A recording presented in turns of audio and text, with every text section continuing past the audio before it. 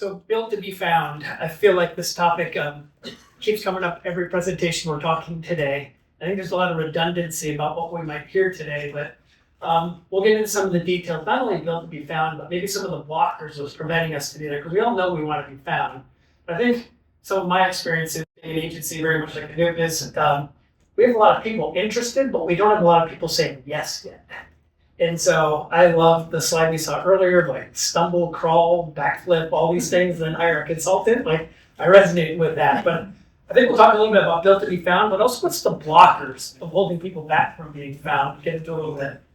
So a little bit about myself. I'm president, co-founder of a digital agency called Spinning Tech. We're a site fitting partner. A little bit about my background, and I don't need to dig too deep into this, but I'm going to bring this back up once or twice during the presentation today. I got started my career in digital in January of 1996, building 3-page websites for $500. I was selling 3-page websites for $500 to buyers who didn't want them. At the time, I had an IT integration company that went into local businesses, and we fixed their workstations and servers, which were located in a closet in the corner. And that's what we did for a living. We started to expand into selling websites. And we went into our hundreds and hundreds of customers and said, hey, listen, we're evolving our product line. We want to know if you want a website. You know what the first 2 questions they asked were? Or first 2 statements they were? What is a website? You know what the other one was? We'll never need one. And I shared that today. Sarah, you said it in the introduction today. I feel like we're on the next big curve of what we're going to be talking about. I think this AI thing is going to be the next thing we're talking about. I'll never need a website. I'll never need that. I think everybody is not the way they know they need it. In 2004, or 2024, maybe they're ignoring it, waiting to see, kind of like the website adoption. But sure, I'm going to come back to it a couple times today because I think that's a blocker to all of us helping everyone navigate this AI journey, including being found. And today I help lead our company through our clients and our coworkers figuring out how to integrate MarTech to help our clients grow. And AI is obviously a huge piece of it, and being found is a huge piece of it. And a little bit about Spinning Tech. We're a digital agency, very much like Hadoop and Silvertech. We help our clients grow. About 40% of our 40% of our coworkers design, develop, host, manage, maintain websites. But 60% does the digital advertising, generate growth opportunities. And I think that's relevant because being found isn't just about having the right technology stack. It's about having the right marketing initiatives as well as part about the being found thing. And so I have some visibility, it's not only from deploying the tech stacks and the capability of being found, but also on the marketing initiatives of what it takes to be found as well. So off to search. Search the new reality. Who's heard this before? SEO is dead. How many years have we been hearing this? SEO's been dead since 2021. I don't think it could ever be more alive over the last 5 years than it is right now. And I think you brought it up earlier today. It's SEO, GEO. I think the demand for this is greater now than ever. But when I ask the question, is SEO dead? It's not that SEO is dead. It's just bringing SEO, GEO, and AEO is revived SEO like crazy before. I don't think it's dead, but we all realize SEO isn't the only place where people are doing research right now. And we have to adopt the AEO and GEO to it. And the big component here is you obviously now today, you have to have structured, accessible, machine-readable data. And if you don't have that, you're not going to exist in these channels. There's so much similar in SEO to AEO and GEO, but there's some different too. But it isn't like a complete overhaul and a change. There's some very, very common components. There's just some added things. And it's not a big departure. But I think many people, as a journey, they have no idea how to get started and they're scared about going down. So I say this isn't just about AI adoption. It's reshaping everything. It's about the transformation of getting visibility and discovery. As I view what we're doing today, without taking this journey about adopting the opportunity to get more search visibility, we're going to be losing market share. We've looked at some of the slides today about the drop in Google and things of this nature. If we don't adopt these, if the brands that we're working with don't adopt these, it's about how content's interpreted. It's about how we generate answers, being very conversational about some of our content, and how brands are selected and surfaced. It's understanding all of this. It's not just about the tools. It's the mandate of how we go about utilizing these tools and providing the content in the ways that need to be to get all of the market visibility. But there's a challenge. Everybody nods their head when you have these conversations, but not many are signing up. I work with a lot. We host over 440 customers in our data center. I have a significant customer base on top of that. I have less than 10% who I'd say is on stage 2 of a 5-scale stage on their AI adoption. And I've been having these conversations for more than a month, more than a year, 12 months, 13 months. I can't get people to budge. And so what's the blockers of having people budge? Who would guess budget maybe being one of them? What do you think people's budget for AI was in 2024? Where do you think budget it is for 2025 was for 2025? What is it for 2026? Still not where it needs to be. And I think about when my company went from being a web design, web development agency, we started becoming a search engine optimization agency, and a social media agency, and a paid media agency. Well, we would go approach customers and ask them if we could do their SEO and maybe help with their social media, their paid search. They would provide us their marketing budget. And on their marketing budget, there was 12 lines. At the very bottom was digital. And it was 10% of their budget. The next year, you can't do SEO for 10% of your budget, but anyway, the next year you go back, it made it to 15%. 3 years later, digital was at the top, and everything else was below. And I think that's the AI journey that we're about to go down too. It wasn't a line item on the budget. It's been some minor line item on the budget, but I believe it's about to get catapulted up on the budget. We need to be prepared for what that's going to be. But budget's been a huge blocker. There's an old saying, there's few leaders, but there's many followers. With so few people leading the charge here, those who are scared to lead the charge or need someone else do it or feel comfortable, there's not enough leaders out there to be followers to support it. And so we're challenged today about the early adopters not being big enough to have the followers want to embrace it. And then really, I think the embracing is to be able to set accurate expectations for the people who are asking. Because when you don't have many use cases out there, you have a few shiny object ones out there. But when people start asking questions, you can't accurately answer those. It's hard to set expectations, and that's where it slows down. Compliance.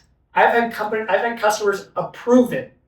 I've had statements of work signed to get kickback from internal compliance. And so while the marketing department was on board, I couldn't get the rest of the company to get on board. And it wasn't like it's taken off the table. It's just on hold until they feel more comfortable. But there's big compliance concerns. That's internal. There's external ones as well. They don't have the right tech stacks. The platforms aren't built for AI. The content is not consistent across all platforms. We know today to get the right type of recognition, we need to make sure our content's consistent across the board.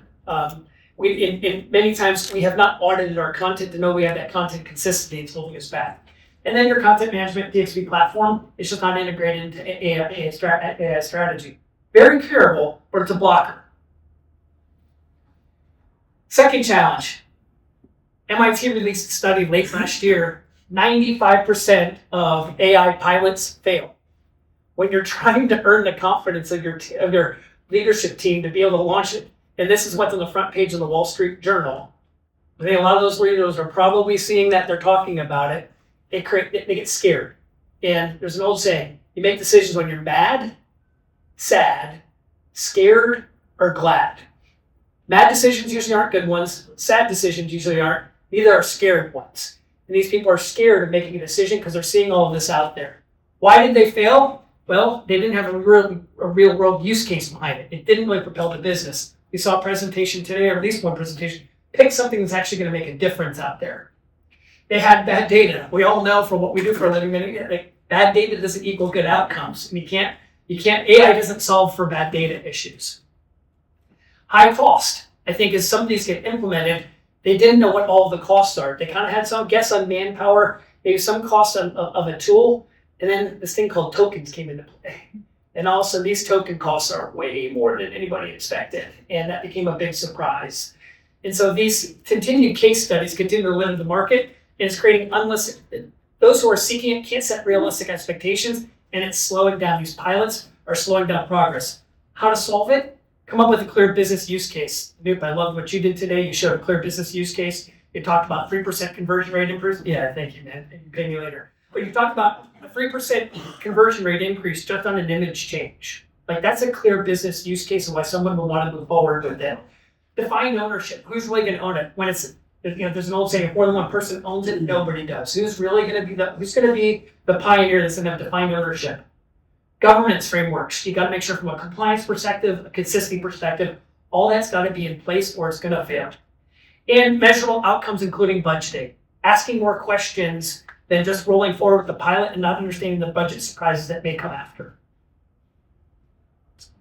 Experimenting and excelling. I suggest you start with your website. Why start with the website? Every company already has a website. There's marketing and or sales budgets. I just got a client who couldn't approve budgeting for the AI project to get it to look under a different lens. And then marketing the budget, they had 7 conferences forecast for 2026. They weren't getting the ROI they expected out of Q1.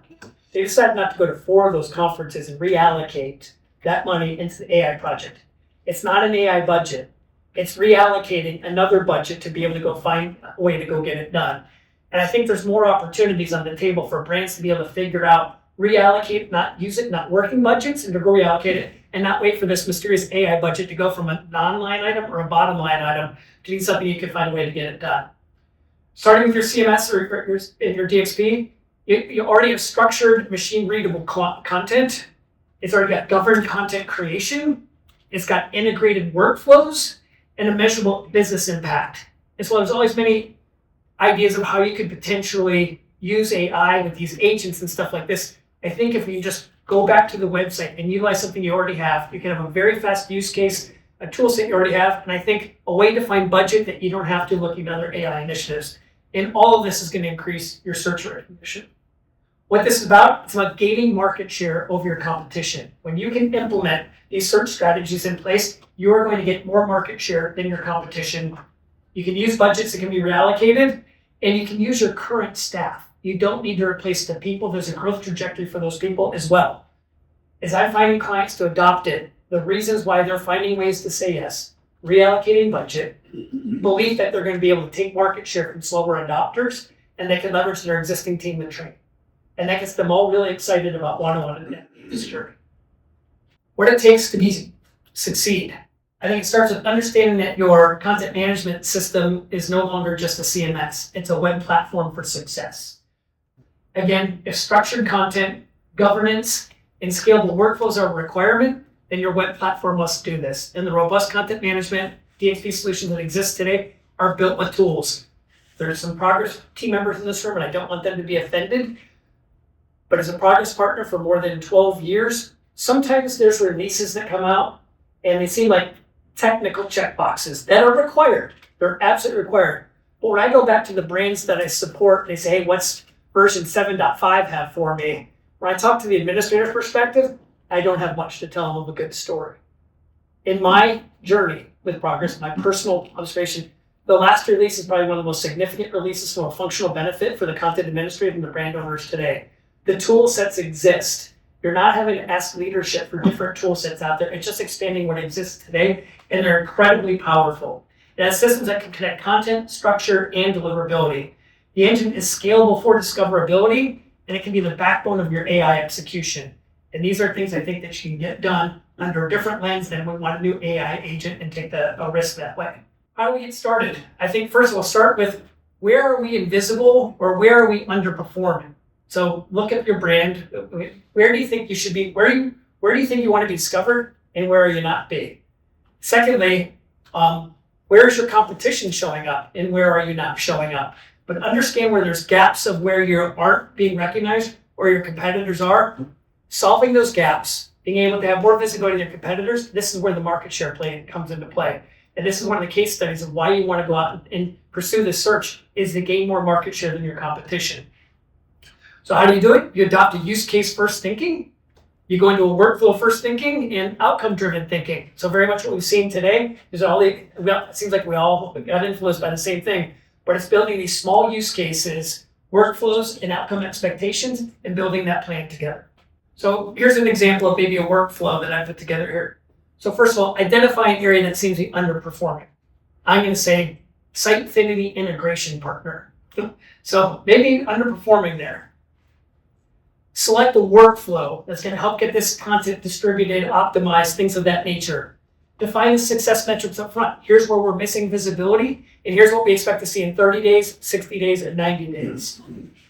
Establish governance early. A lot of times content's in different places. It's not consistent. It's getting all that governance in line and ready to be deployed in multiple different channels. Run a pilot. We've got a very simple use case. Sitefinity integration partner. After you see that success, obviously scale and continue to optimize additional workflows into it to gain more visibility in the areas where you're not being found, where you feel your competition is being more found than you are. Practical applications using Progress Sitefinity. So again, I feel like the last release is just absolutely amazing. I think brands have never had a better benefit than what's just recently come out, from my experience. The Progress Sitefinity platform already has structured, machine-readable content. It has governed workflows, it has AI embedded into real processes, and it's scalable for personalized delivery, which what Nuke showed earlier. This is about adding AI. This is about operationalizing AI. We talked about is SEO dead or not. It's not. The new tool within Sitefinity makes it very easy to optimize pages as you're publishing content. It's incredibly easy. As you're putting it in there, it's analyzing for your brand voice. It's analyzing for SEO best practices. It's providing real-time suggestions of what to do to optimize that from a search engine optimization perspective. And it's explaining the value of why those recommendations are there. It's not just saying do it. It's explaining why and what the benefit is. What does this help with? It ensures your content is on brand, it's search engine optimized, and it's explainable and it's auditable from a governance perspective. In addition to that, content market for AI. With Sitefinity's new content market for AI, this allows us to bring in the schema orchestration so we can start to better index, better interpret, and better including AI-generated answers as a go-forward basis.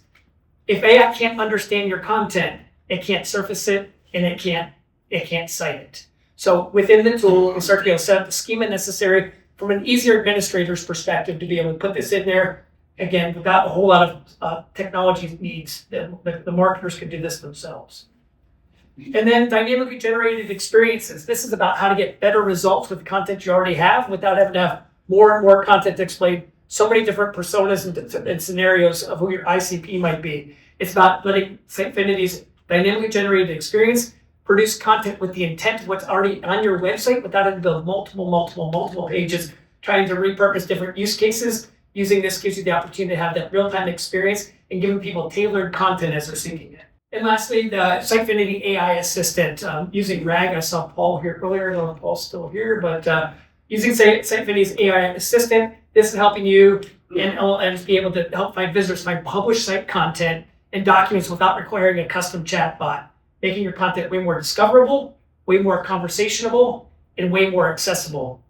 Without without this, it just makes crawling web pages more difficult than it needs to be. Reducing friction equals faster responses and faster action. The goal of all of this is reducing the time the consumer's spending to get what they want, and the less time they spend, the less likely they're going to leave and go somewhere else, and the more likely they're going to take action. Wrapping up on being found.